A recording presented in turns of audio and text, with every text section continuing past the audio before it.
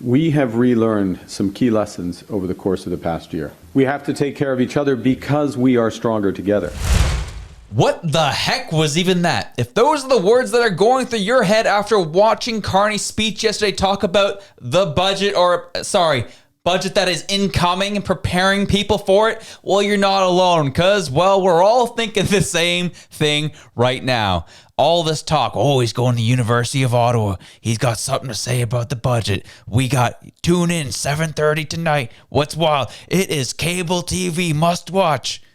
All right, we watch, and, we kept watching for a half hour and got, next to nothing out of him. It was a lot of, carbon copy speech that you got back in April before the election. You're just like, thank you for wasting my time on that. That was fascinating. And what was more fascinating was everyone's reaction from the media to politicians and the nonsense that we are witnessing before our very eyes. If you are witnessing the smear campaign on Poilievre right now about the RCMP comments, about people crossing the floor, and then you watch Carney's speech last night preempting for the budget. Then you have Stephen McKinnon talking about, we might be seeing an election. No one wants to work with us in the House. And you think that these things are connected, then, my friends, you are correct. And we're going to be talking about this and so much more. Welcome to the Elevate Podcast. I'm your host, Josh. If you get any value from today's episode, take the time to like, share, and subscribe. It helps us to grow. It helps us to get to new audiences. And it helps people see that there is something different than what the mainstream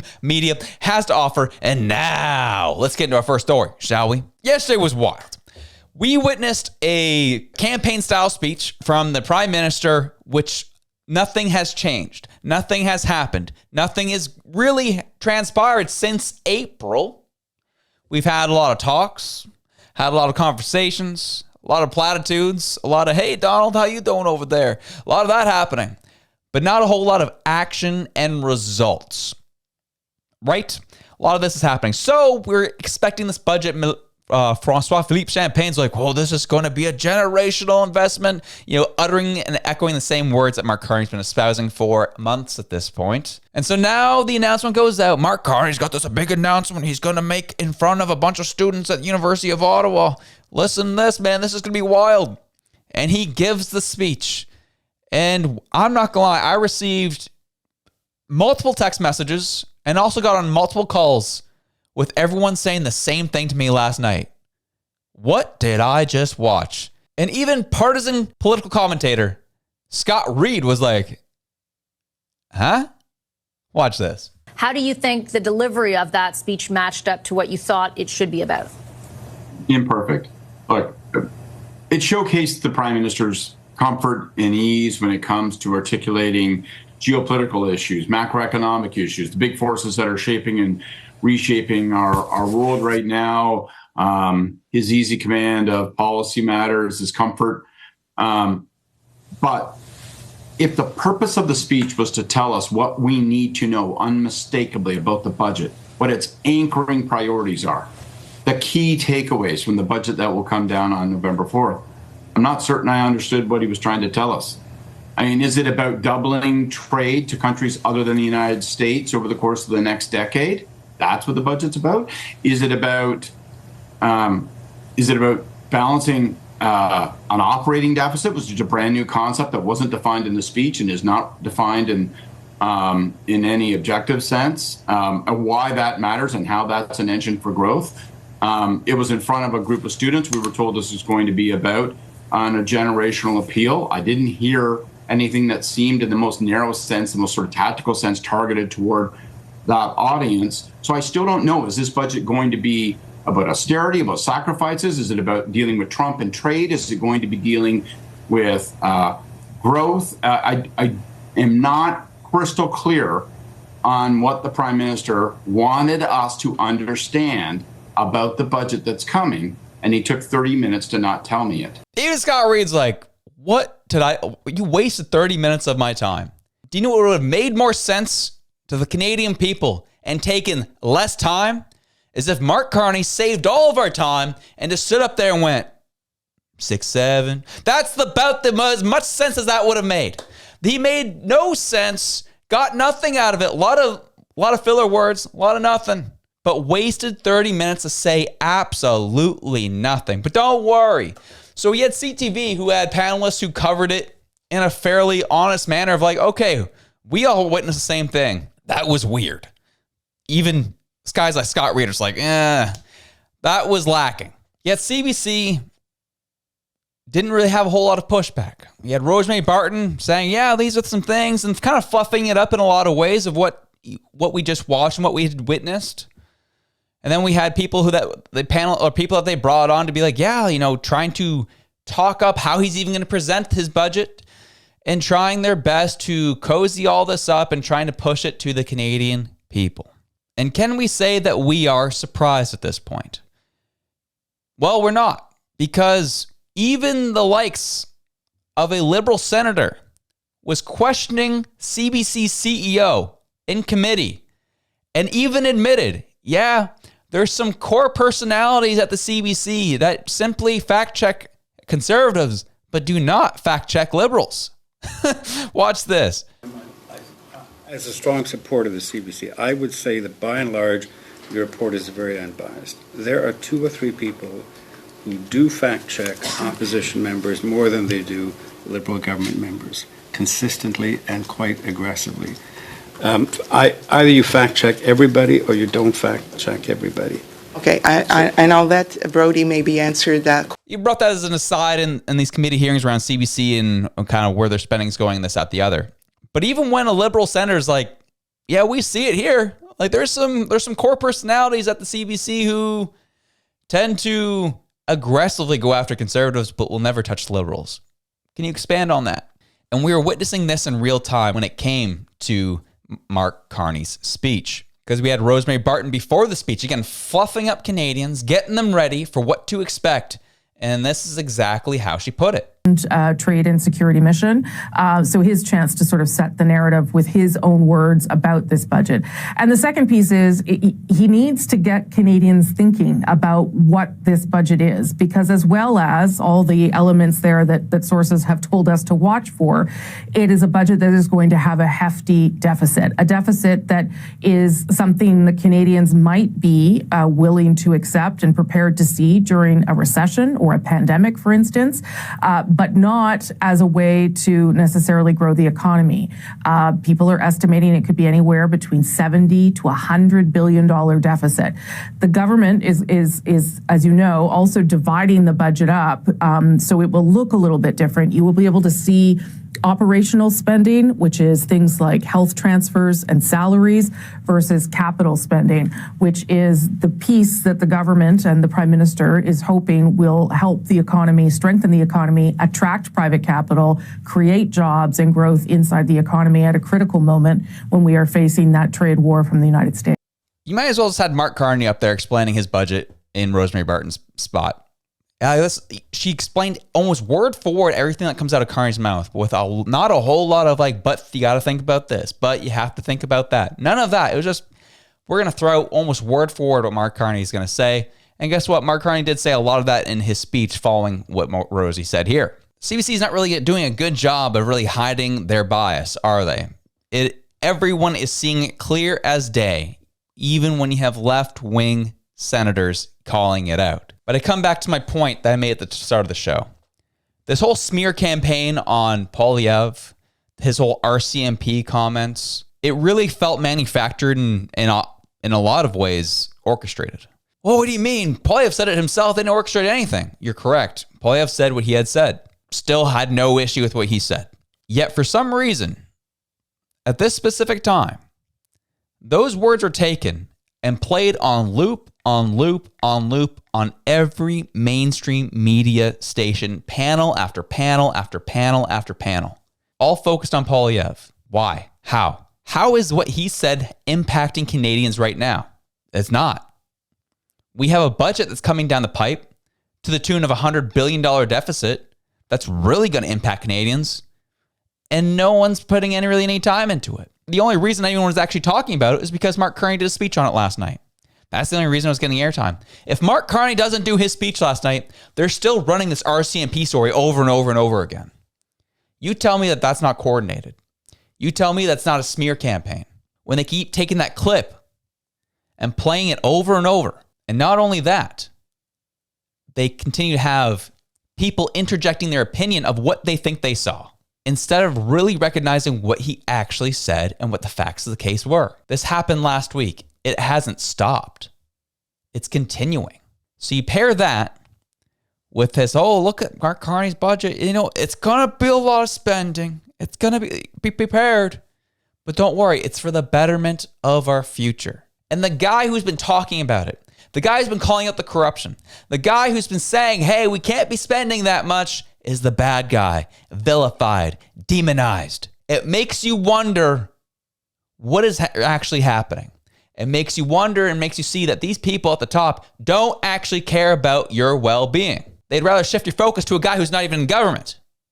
They'd rather shift your focus to a guy who's talking and calling out RCMP corruption, rather than looking at the guy who's making the calls with your dollars right now and who isn't being very responsible and essentially giving himself a blank check to give and enrich himself. But no, we're not going to talk about him. Let's talk about this guy over here who's just the official opposition. Weird. And then when you start pushing stories like this out, conservative MPs doubt Pierre Poilievre's leadership. These comments prove that Pierre Poilievre will never be a prime minister, says a conservative caucus member. Does he look like a prime minister in waiting? No, says a conservative MP. Radio Canada said this October 22nd, and the Liberal Party took it and pushed it on their socials. I'll take 1,000 for things that never happened, Alex. This all feels so manufactured and fake. And it makes you wondering about the timing of it all. It feels desperate. It feels plastic. It feels hollow. It feels like a party that's in desperation and they took something that Pierre Poilievre said and like, perfect, we can really run with this and smear him in the process, is what it feels like. Because right now, that's what we talked about on our show, where, all right, what's the best way for Pierre Poilievre to run his messaging? How should he talk? This, that, the other. We were having those conversations on our show here on our live stream.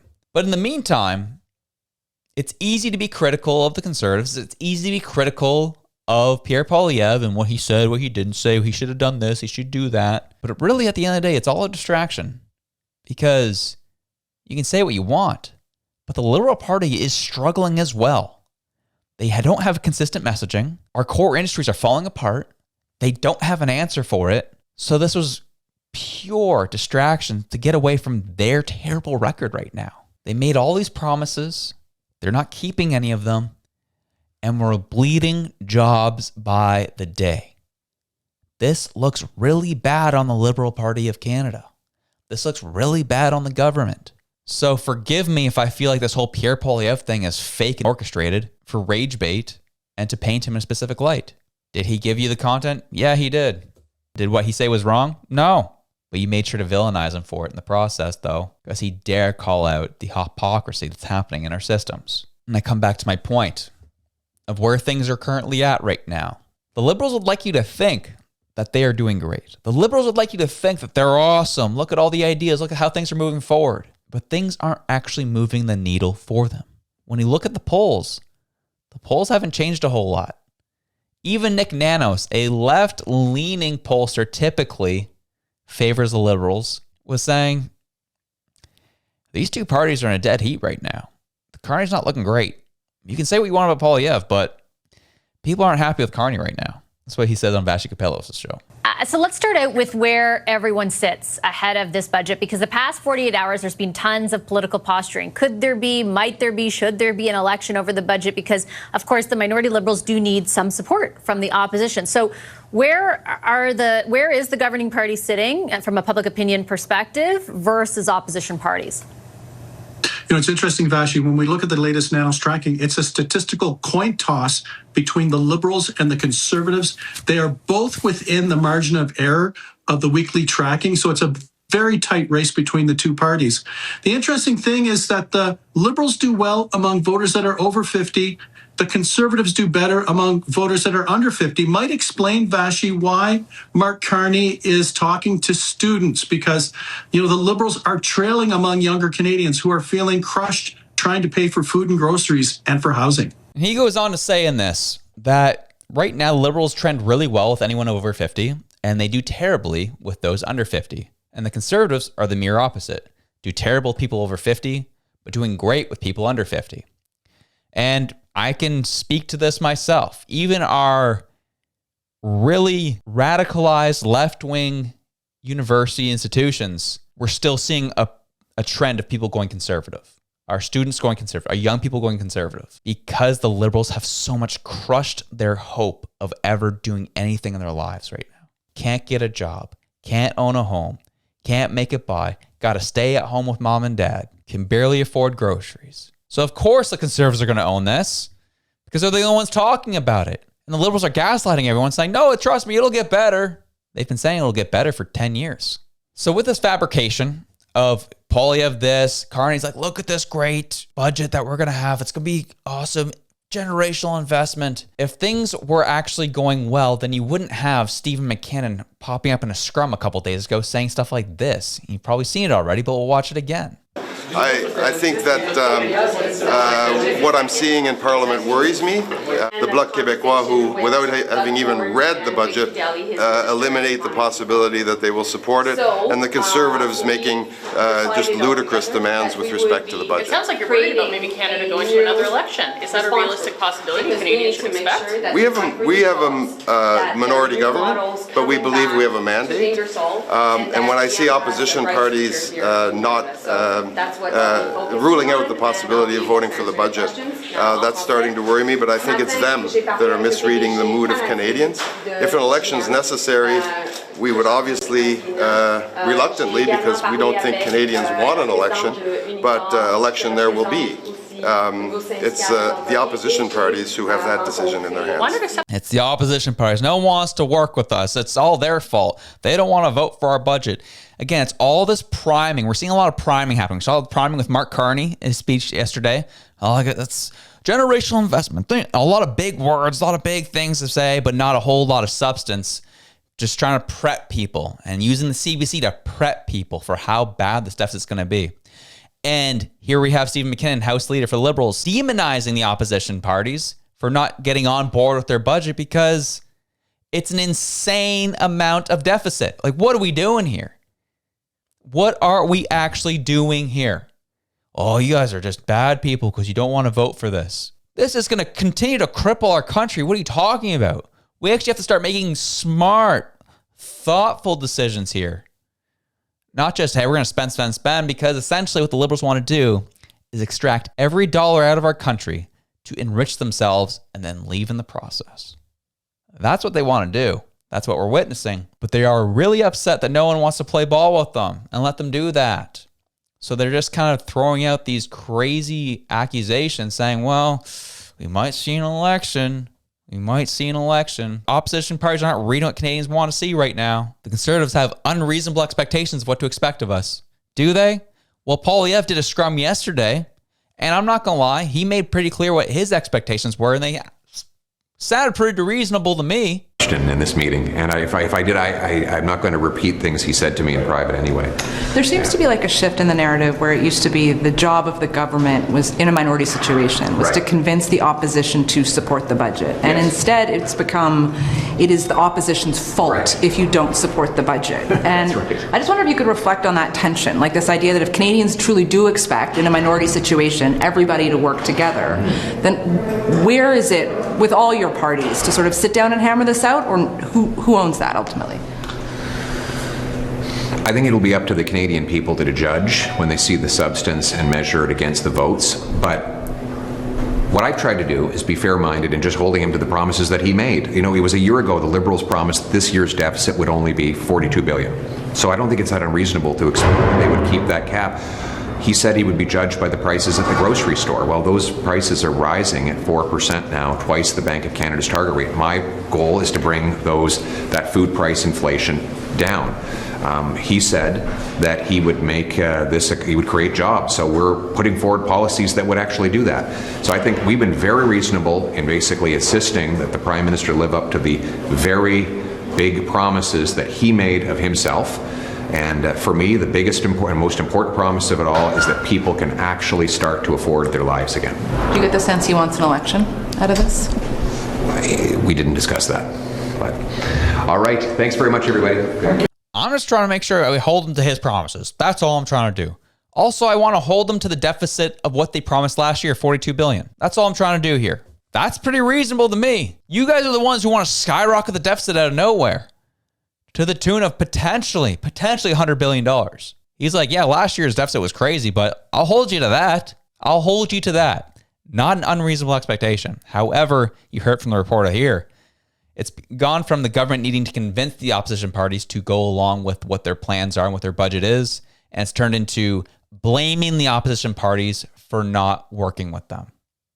That's what this Liberal Party does. That's how they operate. And all this, everything you've seen the past couple weeks, RCMP comments, panels on panels on panels talking about Poilievre and is he a real leader and can he hold on? Are people going to cross the aisle? Will he make his leadership review? Liberals getting up in media scrum saying, no one's working with us. It's their fault.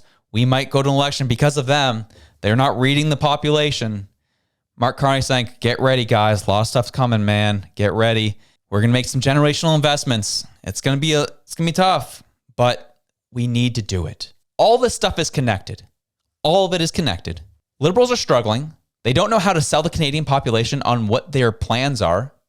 They instead are going to point at Pierre Poilievre, figure out a way to smear him in the media, spread fake stories about his party, all to get the critical eye off of them as people are completely crushed underneath these liberal policies. So we'll see. Do I think we'll get an election prior to Christmas? I don't think so. I hope not. I'll be honest. I actually hope not, because I don't think anyone's in any space to have an election right now. I still stand by it happening in the new year, more like springtime, sometime after spring. A lot of this is posturing from my perspective, but we will see. We don't know. The Bloc aren't going to go with it. The Conservatives aren't going to go with it unless there's some significant changes made to that budget between now and November 4th. The only party that can push this through is the NDP, and they have a lot of motivation to do so. They don't have a leader. Their leadership race isn't until March. However, they're not in any rush to support the Liberals either. So it's a toss-up. And when you see things like this, like what happened in the House of Commons yesterday between a Liberal MP and an NDP MP, maybe the NDP might just get in their feelings. Maybe they'll get a little frustrated and go savage mode on this Liberal Party and just be like, you know what, screw all you guys. Let's go to an election. Because look what Kevin Lamoureux said to an NDP MP yesterday. Girls dressing red, they are just acting like the Conservatives. They are not. Questions et commentaires, questions and comments. The Honourable Parliamentary Secretary to Government House Leader. Well, I guess if we were to throw insults, she's behaving like a communist, Madam Speaker. Like they are so far to the left.